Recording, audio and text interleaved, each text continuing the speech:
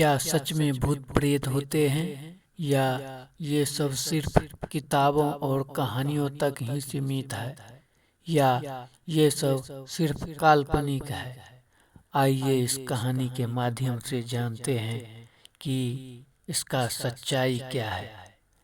एक गांव था। गांव का नाम था शिवपुर। चारों तरफ खेत, आम के पेड़ और बीच में एक पुरानी हवेली जिसे लोग चुड़ैल हवेली कहते थे। दिन में कोई उधर नहीं जाता और रात होते ही दूर से ही रास्ता बदल लिया जाता।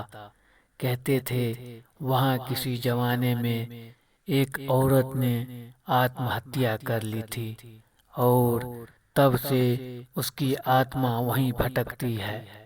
पर गांव में एक लड़का था, आरव, पढ़ा लिखा, शहर से आया हुआ और हर बात को तर्क की कसौटी पर कसने वाला।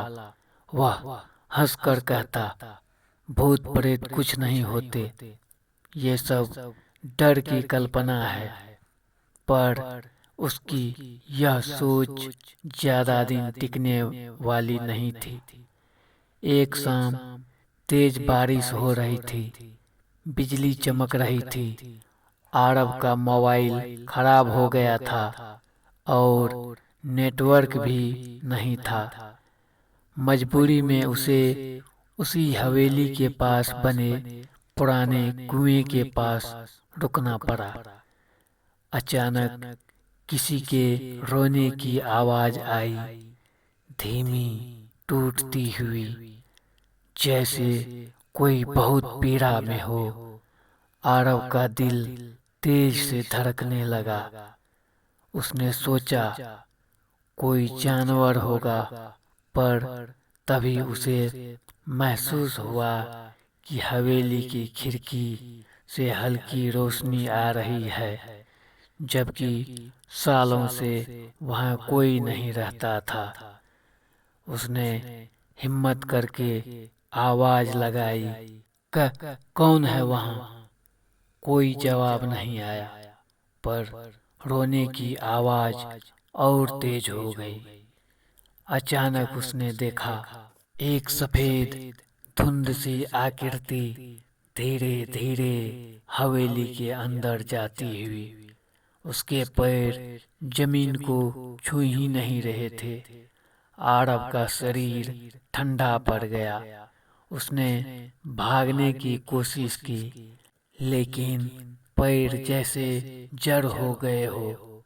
उसी पल हवेली का दरवाजा अपने आप जर्र से खुल गई और भीतर से आवाज आई, तुम ही हो जो मुझे सुन सकते हो। आरव किसी तरह दौड़कर गांव पहुंचा। सुबह होते ही वह बुजुर्ग पंडित जी के पास गया और सारी बात बताई।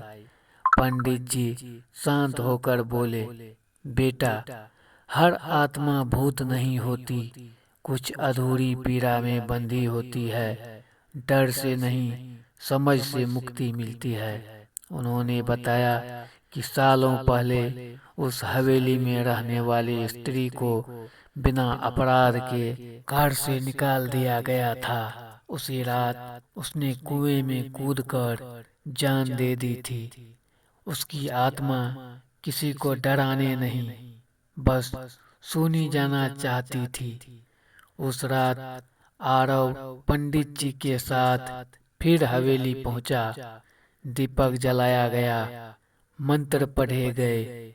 अचानक वही रोने की आवाज फिर से गूंजी और फिर वही धुंधली आकृति सामने आई।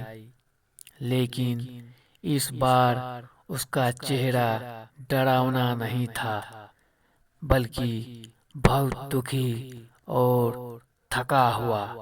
आरव ने कांपते स्वर में कहा, आप कौन हैं? वह बोली, मैं कोई भूत नहीं, मैं एक अन्याय की शिकार आत्मा हूँ। मुझे बस न्याय और शांति चाहिए। उसकी आंखों से आंसू बह रहे थे, पर वे जमीन पर गिरते ही गायब हो जाते थे। पंडित जी ने विधि विधान से उसका श्राद्ध कराया। गांव वालों ने उसके नाम पर दीप जलाए और उसकी कहानी सुनकर पश्चाताप किया। अचानक हवेली में ठंडी हवा चली और वह आकृति मुस्कुराकर बोली, अब मैं मुक्त हूँ। धीरे धीरे वह प्रकाश में बदलकर लुप्त हो गई। उसके बाद उस हवेली से कभी कोई आवाज नहीं आई। कुछ महीनों बाद आरब ने अपने दोस्तों से कहा, मैं अब भी नहीं कह सकता कि भूत प्रेत होते हैं या नहीं, पर इतना जरूर जान गया हूँ कि हर अजीब अनुभव डर नहीं होता। कभी कभी वो किसी अनसुने दर्द की पुकार होती है। दोस्तों, यह कहानी कैसी लगी कमेंट में बताइए और हमारे चैनल को सब्सक्राइब जरूर कीजिए। धन्यवाद।